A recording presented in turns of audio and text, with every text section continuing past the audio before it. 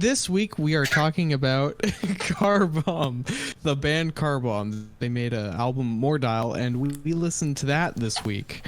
Unfortunately, our good friend Nick Bland is on indefinite hiatus for the moment. Yeah, okay. I don't know if that'll change in the future, but at the moment he's not with us, unfortunately. I don't think you know what indefinite means. Nah, it's fine.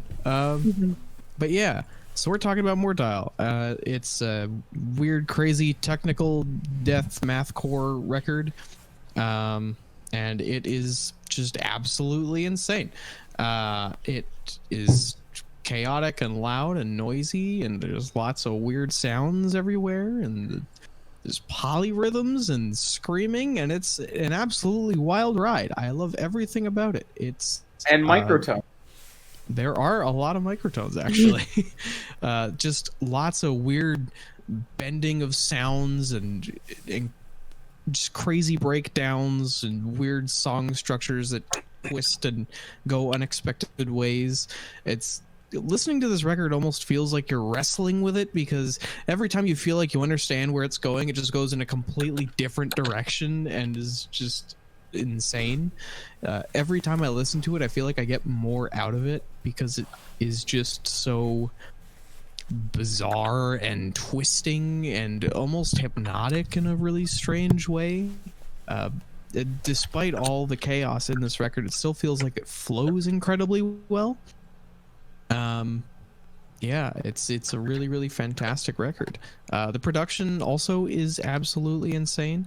I mean, it's djent, so that it makes sense. It was also mixed by Nolly, who is known for doing very good mixing on djent records. Yeah, I think probably the only downsides I would have to this record is, although I love the last song, I feel like it ends too abruptly. It really doesn't satisfy, I think, the tension that builds in that song. And I know that they are good at releasing tension, because throughout this record they are constantly just creating really, really just tense sections because it's so winding, before releasing it really well with a heavy breakdown or beautiful melodies. So yeah, it's I wish the last song was a bit more final. But other than that, there's not really a lot else that I dislike about the record. It is really, really wonderful. You're really wonderful. Matt. Oh, thank you. Yeah. Matt, how do you feel about this record? Well, when I was listening to it, I definitely thought the album was called Mordial. I don't know, that's just what I assumed. But yeah, I mean, this is a pretty interesting record. I mean, you know, it opens up with this like super melodic track, and then like the next one is just an immediate punch in the gut, which is ironic because the song's called Fade Out and it does the opposite. But you know, I was a real fan of like the kick drums, and like, you know, they had that cool like electronic thing going on. It felt like almost kind of doomy with like the lasers and stuff. I wasn't crazy about them kind of like flip-flopping between like the grunty like metal vocals and like the softer stuff, I guess. I think it probably would have been stronger if they just kind of picked a style. And I definitely agree with you on the way it ended. You know, you just kind of have this like wall of noise, and it was disappointing because I feel like the transitions in the album, like most of the time, were really good and it flowed really nicely, and then the last song kind of just ends. And the first couple times I was listening to this record, because you know how Spotify does that thing where you'll finish an album and then it'll sometimes put it on like the album radio. I didn't even notice that the album had ended, because it just went into another Car Bomb song. And then I was like, oh wait, I'm 3 songs deep into their next record, and I couldn't tell. So I think that would have helped. But as a side note, I also think the album art is really neat. Yeah. But I feel like the album art really represents how this album makes me feel. Yeah. It's Yeah. Colors and It makes you feel shapes and abstract stuff. shapes. yeah. And a white background. Yeah, baby. Hell yeah. Yeah. Well, anyways, that's mostly how I feel about it. So. Nice. Jasmine? Well, I don't have much new to add, so I'm just gonna. Most of my notes are pretty much the same as Matt's. I love the kick drum. I love the lasers. Hell Something that I really liked was how like weighty everything felt. Like everything felt heavy, and it felt like it felt like every song had like a weight to it. It just felt, I don't know, it felt cool. Hold on, I'm trying to remember how to read. It's tough. It can be hard sometimes. sometimes. Yeah. Yeah. Joke's Yeah. on you. I never learned how to read. Oh, perfect. We're in the same book then. That's not a joke, Rob. We all knew you never knew. Yeah, I liked the mix of different vocal styles, like the difference between like the hard heavy metal growls to like the softer tones. I feel like it really helped. Like, I don't know, it felt good because like Renan had said, like you never know what's gonna happen next, which I think is really cool. Because it holds tension so well, because you're like, what the hell's going on? I don't understand what's happening. And then like when you have that like big release of sound, you're like, oh yeah, this is what I'm here for, and it just feels so good. So like I feel like the mix of the different vocal styles really helped maintain that. So I thought it was awesome. The only problems I had with it was the first track legitimately made me want to puke because of how dissonant it was. That's not even a joke. When I re-listened to the album, I could not listen to that first song because I just felt so nauseous. Which is really funny. That's just a me problem. That's not an album problem. I just wanted to add that in. Well, the other thing that I didn't like about the title track was that it felt really incoherent compared to the rest of the album, except for I think the last song.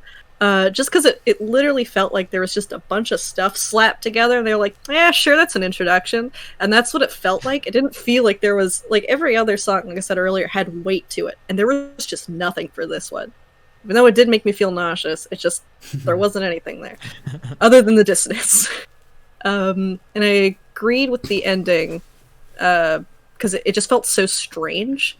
Because anti-pattern sounded exactly like the way a conclusion song would be, with like it kind of like fading out and everything. Like it felt like a conclusion. I was like, oh, the album's over. And I was like, oh no, it's not over. Okay. It was just so strange. And then that last song had so much power in it that it just felt weird. Like it felt like a cliffhanger. Like it did not feel right at all. So I don't know. Just some favorite tracks I had. I really liked Fade Out. I like Black and Battery, and I loved Anti-Pattern.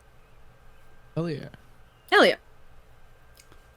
Before I go, I just want to say my mic was I was really close to my mic for the first little bit, and I could see that it was picking up the audio from my headphones, and even when I moved it, it was still kind of doing that. So if it sounds like shit and there's like an echo in the recording, sorry, Rob, because you're our only listener.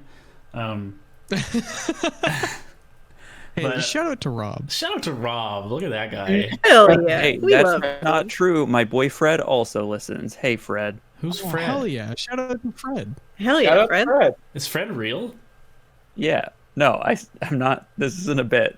I'm just like, I don't know. I've never known anyone named Fred, so My As far as professor I'm is a concerned, Fred. it's not even a real name. I know it's a real name. Because there's a character on Scooby-Doo named Fred, right?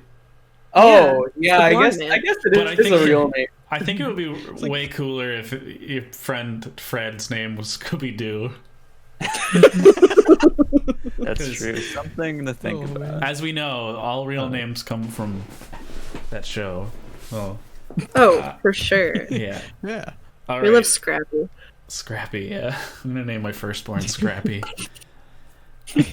Scrappy Roy. Okay, so I thought this album was pretty great. Maybe not great. It was good. It was pretty good. I've already fucked myself here. All right, so I'm gonna read over my notes that I took last week. I did listen to it again today before, just to refresh my memories, but I didn't feel like I needed to take any more notes. So, I'm not super familiar with djent or mathcore as genres, but and I'm not like really all that into either. But I think this was pretty dope. I can see myself enjoying these genres if I dove into them a little more. The only part I really didn't like was the part with the laser beam sounds on Dissect Yourself. I thought they were really obnoxious, but also the guitar tones on Shattered Skies are super fucking cool, and they also sound like lasers. So I kind of wish that they just did that the whole album instead of the pew pew pew pew pew. It's just like it's leading up to that song. It was I was vibing with it pretty hard. It was just this really cool, like aggressive anger fest, and then just sci-fi lasers that I didn't enjoy. But there's this like little electronic bit at the end of Dissect Yourself, which I thought was really awesome, and I think it leads super cool into I think I'm gonna butcher this name, but it's like Zazoi. XOXOY. XOXOY, is that it? That's what it's. Yep.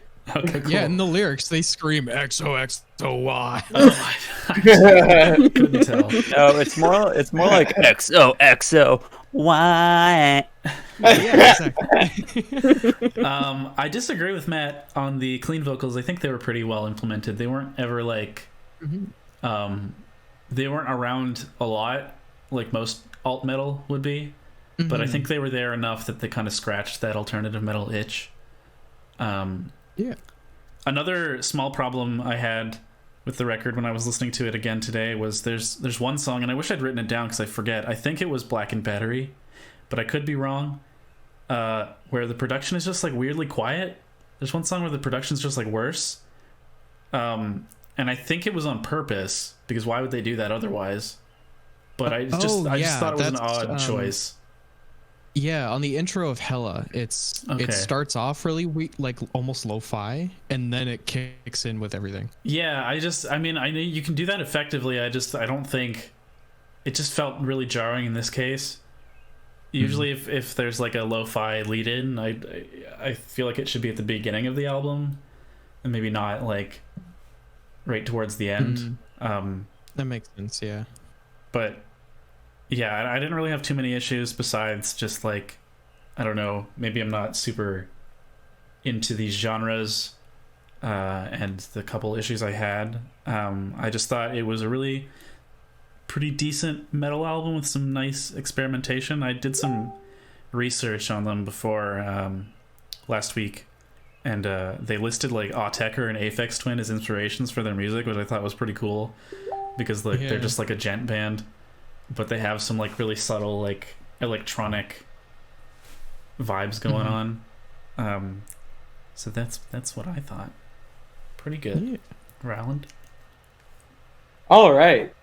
So this album has got some really cool ideas in it. First of all, why doesn't more metal use a fretless guitar? Let me just ask that. Like, honestly, it's just, this is something that the metal community has been needing for years.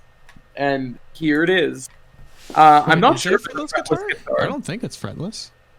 If it's not a fretless guitar, he plays it like a fretless guitar. Whether he's using the tuning knobs, or he's like got a whammy bar doing something. So I think it's all pedals, actually. If that's what he's doing, that's cool too. Like a whammy pedal. Yeah, exactly. Whatever he's doing, great job. The using that in metal is just something that needed to happen a long time ago. And he should really experiment with fretless guitars, because I think he did.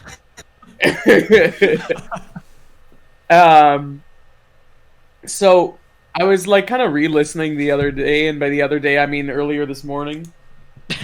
And, I was listening to, trying to figure out like what my favorite track is, and I'm torn. I think Vague Skies is really sick. And I think most of Scattered Sprites is pretty sick. So where I start running into some issues on this album was highlighted actually now that I'm listening to it right now in Scattered Sprites. And that's that the clean vocals, I'm not sure if it's more to do with the production or to do with the delivery, but something about the clean vocals just seems very, very weak. And not even in a vulnerable kind of way, just weak. I feel part of that is to do with the excellent job that he does on his growled vocals. The growled vocals are immense, they're monstrous, they're engulfing, and they want to destroy your life. And that to me is something that I look for in a good old growled vocal. What is happening in this album, though, is the growled vocals are dominating, and they make these little vocals that are supposed to be serene end up just sounding really weak, and they can't stand up. Where if you compare that to, let's say, Opeth, or Opeth has some dominating want to eat your soul kind of vocals, and then they have these angelic want to make you fall asleep in the best kind of way clean vocals that just make you feel good. You're like, wow, if I went to church, this would fit in to church. Like, it's the worst metaphor ever, but that's how I feel. Take that as you will. I like Opeth, so Yeah. and I feel like comparing those two bands is a little bit unfair, but I think it kind of illustrates the whole clean vocal, illustrates it dirty pretty well, vocal I think. dynamic.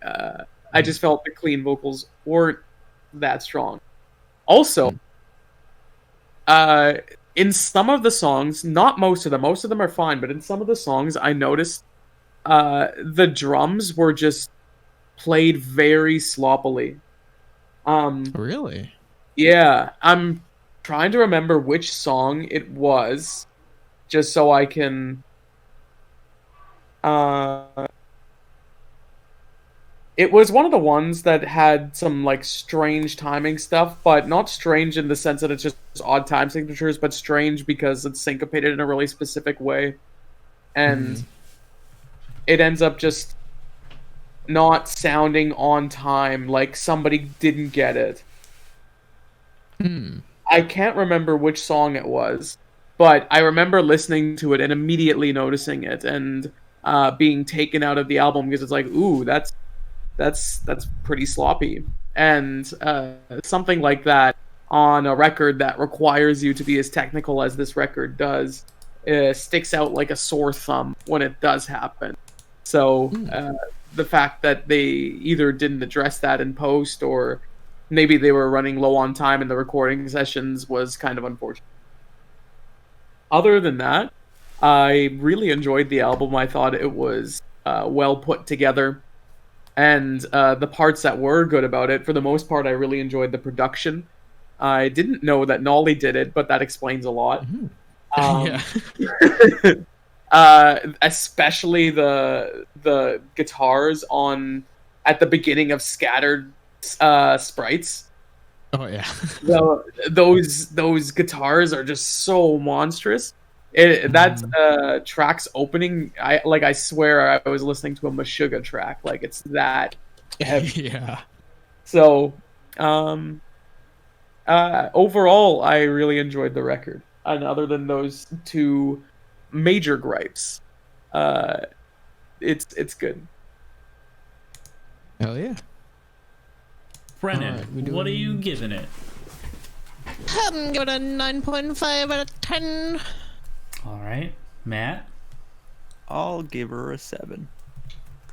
Jazzman, I'll give it a 7.4. Whoa! I'm giving it a 7.